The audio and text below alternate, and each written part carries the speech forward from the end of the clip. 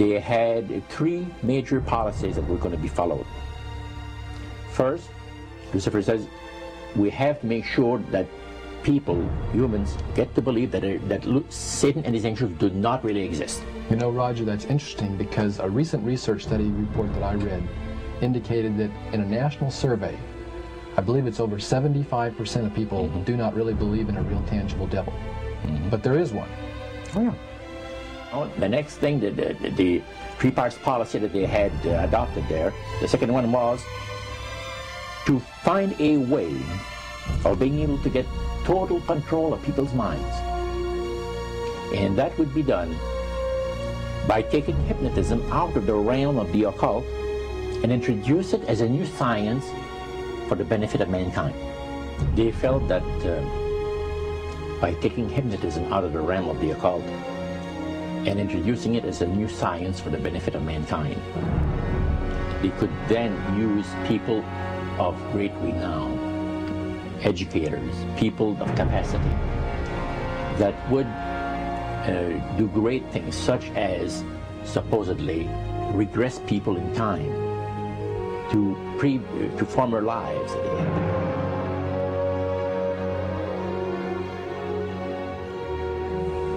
And of course, after the session is over, the person would not know a thing about ancient history.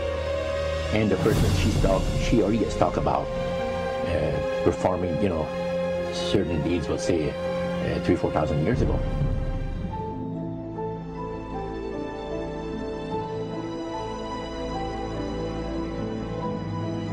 But this was their strategy. Now, what this would do for the thing is this, that it would create in the minds of the general public, solidly set in the mind of the general public, an unwavering trust in that great deception. So now this would be a way of de-Christianizing the Western world through the avenue of mysticism. The three things were, number one, that they did not want Satan did not want the human family to think that he or his angels existed. Right. The second point that you made had to do with taking control of people's minds. That's right. The third point was what? Was to destroy the Bible without burning it. Okay. See? And what was his strategy on that? On that, it was very interesting. Because after the Great General Council, it was decided that Satan would tutor Charles Darwin personally in setting up the principles of his theories of evolution. He was tutored by Lucifer himself, fallen Lucifer. And at that time, it was understood, Satan and his spirit counselors understood, that if a person was led to believe in the theory of evolution, it would, in his life, destroy completely the creation week of the Bible, the fall of man, and the plan of redemption. It would do away with it. Anyone that teaches a theory of evolution is considered to be a minister of a great religious system.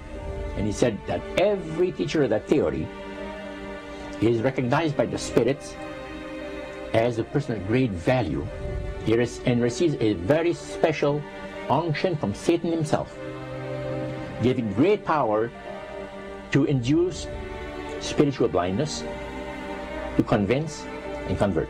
Three capacities.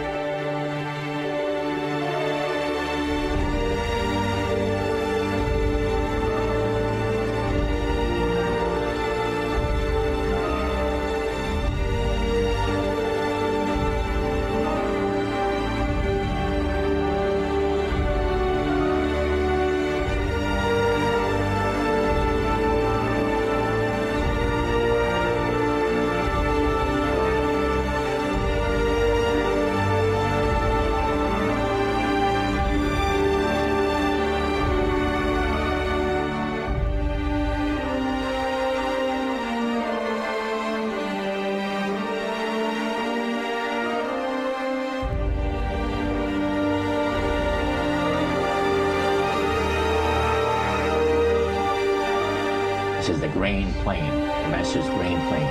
for harvesting the nations, for harvesting the multitudes of the earth into his cause, just before the close of the great controversy between the forces of good and evil. It's going to be done in a unique manner. This grand plan is going to take people are going to eat the stuff, because it says spirits, demon spirits, will declare themselves to be inhabitants of far distant planets in the galaxies that are coming to warn the inhabitants of planet Earth of the impending destruction of the planet, unless something seriously proper is done to avoid it.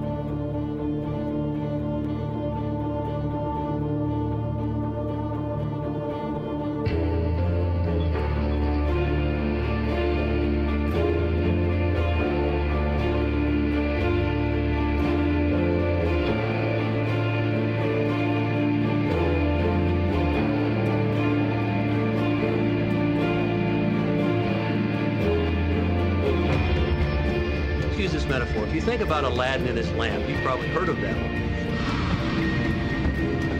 The genie always says one thing. Your wish is my command. You know, the universe is this great genie, and your conscious mind is Aladdin. It formulates the intention of what you choose for your life.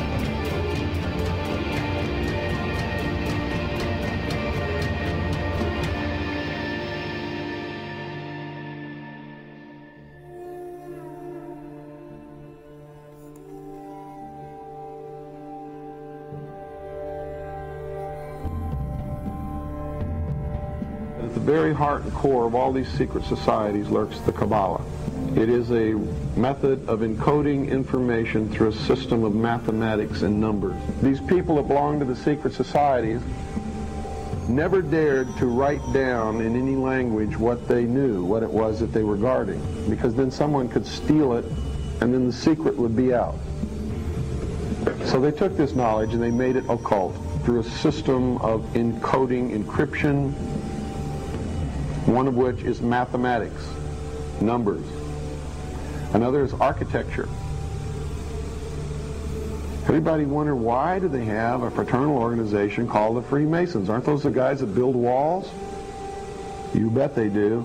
But every wall they build contains the secrets that have been kept and maintained throughout the ages, and it's encoded in the architecture and in the measurements of the buildings and in the mathematical formulas used to derive the geometry, the shape, the length and breadth and height of rooms. It's all encoded there.